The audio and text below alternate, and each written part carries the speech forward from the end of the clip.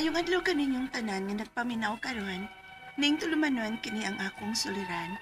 Ilabi na kaninyo Dr. Rene Obra ug Attorney Elaine Bathan. Ingon man, sa mga artista nga maghatag og kinabuhi ning akong suwat suliran. Tagualan ko sa pangan nga Tinay, hingkod ang pangidaron, usa ka single mom. May ka-live-in karon, apan dili ni siyang amahan sa akong anak. Niami magpuyo sa Lapu-Lapu City. Punto legal kining akong suliran. Aron inyong hisabtan, sugdon ko dihang ang ako pangikauban ng una na kong partner nga amahan sa akong anak. Ingon ini ang mga panghitabo.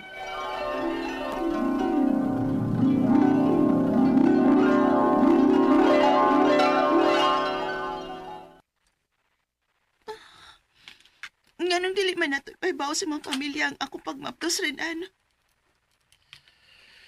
Di lagi mahimo, Tinay. Kay makasaban ko mama ana. Mo pa'y pag-graduate na ako. Mulargahir ba ko sa abroad? Unya, kana na lang makalarga ko. Kaya nga naman di ay. Unsa man niya ako isulti sa kumaginikanan ani ha?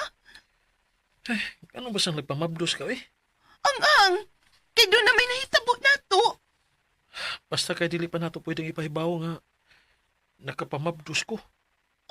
Na, kasaban gi kong papanyanag ni mama. Kanya?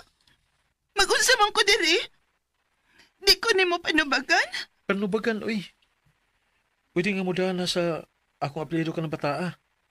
Pero ato lang itago ang tanan sa pagkakaroon rani. Renan.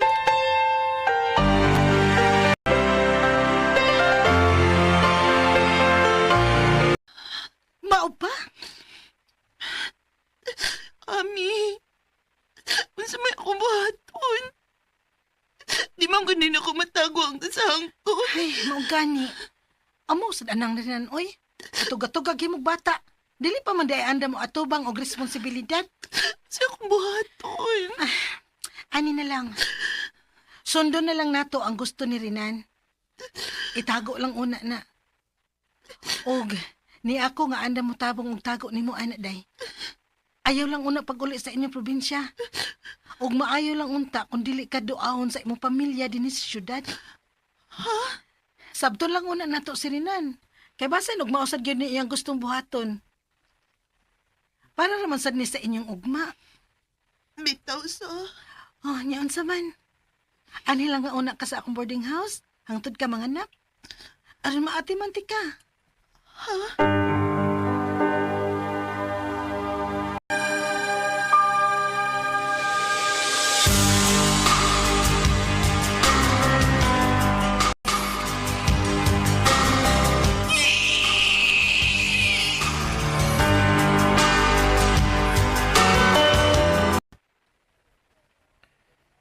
Tinay, Renan, mayo kiniagit ka. Nagkahikayon ka. ganun dili man. Nanganak na gud ka. Ang sumibrado ni mo ron. Sama na sa kong gisaad nimo, magdaa sa kong apelyido ang atong anak. Unya, Mularga na ba ko sunod buwan? unsa? Unya, Ayaw ka balaka. Magpadadalo niya ako na imo og kwarta alang sa atong anak. biyaan na demin ni mo sa imong anak. Maayo ang akong tumong sa akong pagbiya. Alang sa atong ugma ug sa atong anak. Mamasab ta lang, Tinay. Ug sa ako niyang pagbalik, magpakasal na ta. Haba?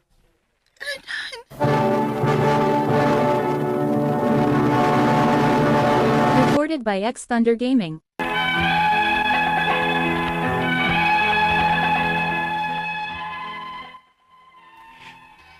Milaong ko sa saad ni Renan ako, nga ang iyang paglarga alang sa kaugmaon namo og sa iyang anak. Misugot ko nga molarga siya sa abroad, aron manarbaho, o gitago sa iyang mga ginikanan nga may anak na mi. Apan sukad siyang paglarga, wa na gid ko'y balita pa bahin niya. Napugos ko sa pagpauli sa akong mga ginikanan, aron may kapinlan ko sa akong anak. Kay kinahanglan kong manarbaho alang sa akong anak. Unya, Pastilan, baya ni mo Tinay. Ni uli ka madini sa ato nga may tropina. Apan wa kay bana. Pasalo ako ninyo, ma. Pa. Nabiktima gid ko sa pasalig ni Renan. Ay, pastilan, baya ni mo tinay. O niya, unsao man na nato ang naron. Ha? May mahimo pa bagutana. Di dawato na lang natong atong apo. Unsa may plano nimo tinay? Mabalik unta ko sa syudad aron manarbaho pa. Ug magpadala unya ko og kwarta ninyo para sa akong anak.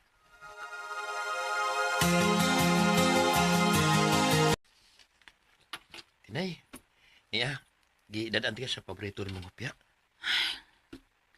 Ni ana masap kalito eh. Kapila naman ta kabalibari ba? Di ko mahunong tinay. Hangtod nga, di ko masugton. May anak na lagi ko. Anong kung di kung may anak ka? Mahal man ti ka. O, tinudalan ako ibati ni mo. Kigugma ti ka, tinay. Ay, ambot ay nang gugma-gugma kung mo tuo pa ba ko anak niya eh. Tagal ko higayon ko. Ikaw isaan ni mo. Di ko mong binuang ni mo. Ipamatuod ako ni mo nga lahi ko sa unahan ni mo kaipon. Andam ka kong tubangan sa pagprakos sa mga anak. Andam kong mga mahan, tinay. Lito.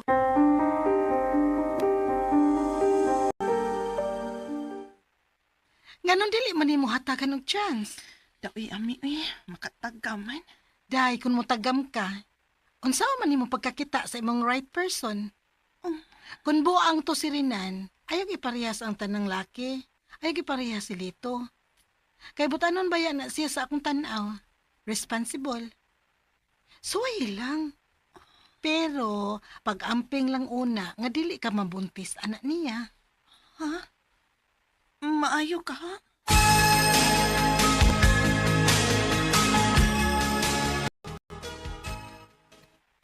Salamat, tinay. O akong isaan ni mo. Nga, di ka na ko pakyason sa akong isaan ni mo. Unungan ti ka anang imong kahimtang karon. Magpakasal niya ta. Ha? Magpakasal ta. Aron magatuo kag yun nga yun anay kong ibati ni mo. Lito. Magmenyo na ka. Unya, ang imong anak, nagdamang ka na sa apelyido sa una nimong kaipon. Maulagi ma. Mapausap pa ba ka anak kong apelyido sa kong anak man no? Ganahan ang tanak kong ipausap. Ay, ayaw na lang. Kay abroad man ka ang amahan anak. Gokda to tinay. Kay may obligasyon siya sa inyong anak. Ha? Ngano gong ipapasan man nimong Lito ang responsibilidad ni Rinan nga iyaha man ng anak. Kung dili siya muhatag og sustento, ipadeport to. Ma.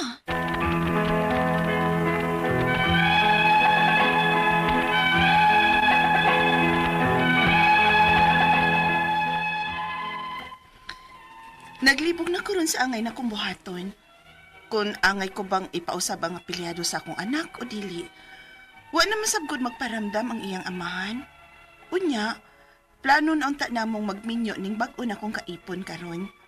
Ang akong mga pangutana mo kining musunod. Unyang pangutana, wa magsustento sa among anak ang una na kong kaipon. Pwede ba nako siyang makiha sa iyang pagka-irresponsable nga pagkaamahan? Kung oo, unsa masabang akong ikaso? Ikaduhang pangutana, tuwa magtrabaho sa abroad ang amahan sa akong anak. Unsaon man ako siya sa pagkiha? Mapriso ba gyud siya kung akong ikiha? Ato ba siya sa abroad mapriso o dinhi sa ato? Ikatulong pangutana, kung dili gyud mo sustento ang amahan sa akong anak, ug kay tuwa man siya sa abroad, pwede ba nako siyang ipa-deport aron dili na siya makatrabaho sa abroad? Ikaupat og katapusan, gusto na lang unta na akong ipausab ang apelyado sa akong anak. Kung dili magyud mo sustento ang iyang amahan, maayo ka ha? Unsay mga proseso? Asa mi duol ug pilay magasto? Palihog, tabangi ug tambagi ko.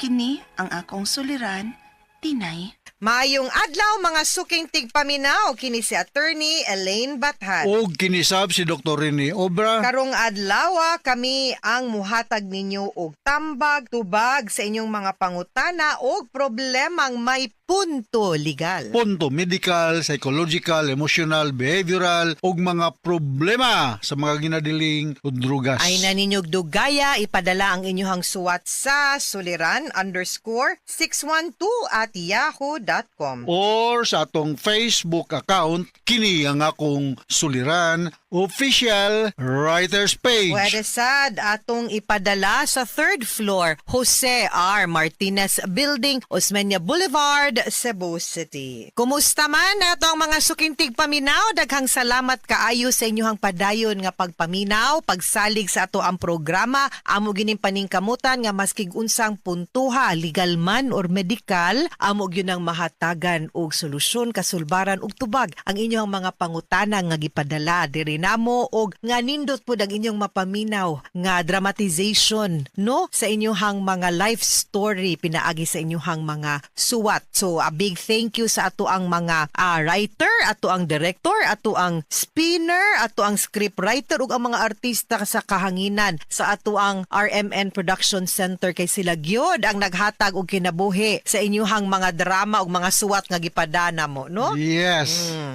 And Ang atong makutlo nga pagtulunan ko nga adlaw, attorney, yes, Doc. if it makes you happy, it's never a waste of time. Oh, of course. Because Do what being makes you happy, is the greatest form of success. Correct. Do what makes you happy. Yeah. Pero of course, to the point also nga dapat wa po'y nag-uol sa imong kalipay. At long as it is within the norms and moral of the society where we are in. Yes, bounds of morality o bounds of what is legal also. Yeah. Kaya nalipay ka sa kwarta niya, kinawat na ito Mao, nimo. mao. Dili pod na sakto. Nagsabu ko kay nga mga Dr. Rubraw siya to na Nalipay ko, rin batan. Hay ko. Iwan, do what makes you happy or dili. Bumbitan ako ingon. Ingon ni Doc within the bounds of what is moral, what is legal. O nga, ang atong kalipay, wa po'y nasubo. Mao. Oh, diba? Not to the expense of others. Ha? Other people, di ba? Ang atong magtatampo ko ng adlaw, attorney, si Tinay. Na siya sa mga 30 ang mga panuigon, hingkod ang pangidaron, single, ma'am. Pero may kalibin siya karon. Pandili siya ang aman sa iyang anak. Meaning, na-out na tong aman sa iyang anak. Nagpuyo siya sa Lapu-Lapu City. Punto legal lang atong, isa may mga taga Lapu-Lapu yung mga grito to ni. Oy, Mayor Ahong Chang o adid Mayor Ahong Chang, now congratulations. Congressman. Congratulations. Yes, congratulations also to Congresswoman and incoming Mayor Cindy Chanug. Ako ang best friend no nga si Julie Love Ordonia dinha sa PEZA ug ako ang isa ka best friend nga teacher dinha sa Science and Technology Center sa Lapu-Lapu si Teacher Aisa Soronio. Yes, may pagpaminaw din ni Dr. Dave Baron, Dr.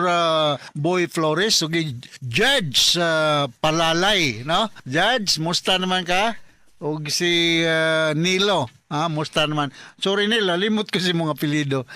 Pero regards niya diya, no? Yes. So, punto legal. May pagpaminaw din, diya, nakita na nako ang ni Mary Ann Huyuhoy, diya sa ilan ni Dr. George ug Inday Ruiz, og si Pangging Kabaluna din Pangging Kabaluna diya sa Verama, Cebu City. Permig ko no maminaw ni si Pangging na to, attorney, no? Oh, thank you very much Pangging sa imong perming pagpaminaw sa itong problema sa RMN. May Tata Bilongguel ug iyang mga anak ug mga Karunggay family diya sa Humangpas Datag sa Sambuan, Cebu. Salamat kayo sa iyong pag-abi namo sa among grupo diha sa inyong lugar, no? Okay. So, Alright. padayon ta sa problema ni Tinay, no? Punto legal. Punto Ang legal ta. problema So, sa niyang mga pangutana? Tinay. Unang pangutana. Una niyang pangutana, Doc? Wala magsustinto ang mga sa among anak ang una na kong kaipon. Pwede ba nako siya makiha sa iyang pagki-irresponsable nga pagkaamahan? Kung oo, unsa man sa ang akong ikaso? Pwede kaayo kung ang paghatag niyag sustinto wa gyud po na niya mabuhat isip responsibilidad ug obligasyon niya as a biological father, pwede gyud nato siyang sukton og paninglan ani. So ang atong ikiha will be child support para sa inyuhang bata kay iya man ang obligasyon o wa man gani mo magkadayon, wa mo mag-uyon inyo man na. Pero ang iyang obligasyon ngadto sa mga bata di man na maputol, bahalag naputol ang inyong relasyon, no? So child support pili ta mo kiha ana. Basig maingon ni ang unang uyab attorney nga di na ko mo support nimo kay na naman sa kailaing kalibin. Dili man na mao. Di mo ang rason. Di ko ang suporta di man para nako. Para sa bata. Para man sa bata. Okay, Muna ako okay. ingon nga naputol man ganilang relasyon, di man na mabugto imong relasyon sa bata. Correct. Oh. So padayon ang imuhang obligation. Okay, kaduhang pangutana. Tuwa magtrabaho sa abroad ng amahan sa akong anak. Unsa man ako siya pagkiha? Mapriso ba gyud siya kung akong ikiha? Adto ba siya sa abroad mapriso o dinhi sa ato? Diri sa ato, kay diri man ang kiha. Ang kaning kaso sa suporta, di man ni nato pwede paabton sa gawas. Kung naasas gawas, then ang pag-enforce lang nato ani no ngadto sa gawas. Pero inigbalik na niya paaboto nato siyang mabalik, dinha pa ma-enforce, no? Kana lang. So, waton sa natong ma-expire yung contract, no? Yes. Muli magina sila nag-expire sa contract. Ikatulong pangutana, kung dili gyud mo sustinto ang amahan sa akong anak ug kay tuaman siya sa abroad, pwede ba nako siyang ipa-deport aron dili na siya makatrabaho sa abroad? Kasamot nagdili mo Dili po makasustinto. kakahatag og sustinto. Kanang ang atong issue ani nga di siya mawagtangag trabaho kay para makapangayo tag sustinto. Pero og kay pwede man gud nang atong sabuton ang iyahang employer pinaagi sa court order nga unsay tawag nimo ani magbayad siya sa og support unya adto kwaon sa iyahang salary. Bale, ang katong Automatic kumpanya, deduction. iyahang i-deduct, yes. Basta na ni court order. So, ayaw na lang nagkuhaan ng trabaho kaysa mo't kandi makadawat og suporta. Para nako, ha? Unless imo gang ipapriso, okay raman ka nimong ipriso siya, nya wa na kay suporta. Kung imuhang pakwaag trabaho, wa na po siya ikahatag suporta nimo, doble na po ato ang problema ani. Mao Imbes gyud, no? makahatag pa siyang suporta, di na po hinuon. So, klarohon na to kung sa atong tumong. Ang pagpangayong suporta or makuhaan siya. Okay. Sunod nga pangutana. Gusto na lang untana kung ipausab ang apelyido sa akong anak kung dili man gyud mosustinto ang iyang amahan. Mayob kaha unsa may proseso asa mi muduol og pilay maggasto. Pwede magita mo adtog mga Children's Legal Bureau, no? Or kaning mga legal alternatives for women or sa Women and Children's Help Desk dinha sa kapulisan para motabang og mo guide nimo para pag-andam, pag-file og kaso makapangayo tag support. Ang ako pwede ra gyud na dili na to file ag kaso dayon, no? Sulatan sa as abogado, kani sila libre man nilang mga serbisyo para sa mga kababainhan para mahatagan sila og support ngadto maka-file mo og case for support unya kung di gud mo patuo pinaagi sa suwat diha na ta mo file og kanang kaso gyud. Okay, so they can always guide you, no? Diha dapita. Okay, ang kaning iyahang ipausab nga apelyido sa iyahang anak og di mo sustinto ang iyahang amahan, di gyud ko uyon ani. Because later on, number one, why connection ang pagpausab sa apelyido sa imuhang bata ngadto sa wa paghatag og suporta. I think ihatag na siya nga katungod sa bata inig kadako na niya. Kay ang kana magud ang iyahang pagda sa apelyido nakakumpleto na sa iyahang pagkatao. Nga di siya maglibog nganong ang iyahang apelyido parehara sa apelyido sa iyahang mama nga naaman siya'y papa. Unless mapasabot na nimo siya og klaro ug uyon pud siya. Kani mangud imuhang intensyon tungod man ni kay naglagot ka. Unya imong gipahimungtan ang child record sa bata unya kung pananglitan madato ni. Ang kaning amahan ani. Basig Unya president- manunod ni, Basig presidente presidente ng Pilipinas. daghanig mga katigayunan, mamatay ni. Unya wa na ni nagdas imong ayahang apelyido sa iyahang papa kay mong gipausab. Matagbaw na pug kag probar nga anak ni sa iyahang papa.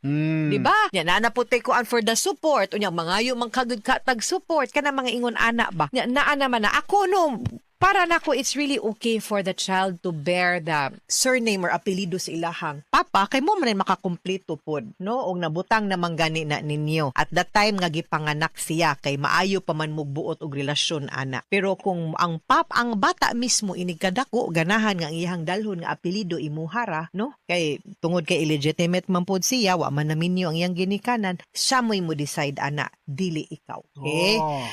Mga suking tigpaminaw, hinaot unta nga namoy nakutlo na pagtulunan karong adlaw. Kini si Attorney Elaine Bathan. O kinisab si Dr. Rene Obra. Daghan kayong salamat sa inyong pagpaminaw sa atong tulumanon. Hangtod sa sunod nga sugilanon, dinhigapon sa tuang programa, kini ang akong suliran. Gikan sa RMN Production Center. Radio mo nationwide tatak Araman. Daghang salamat og Maayong adlaw.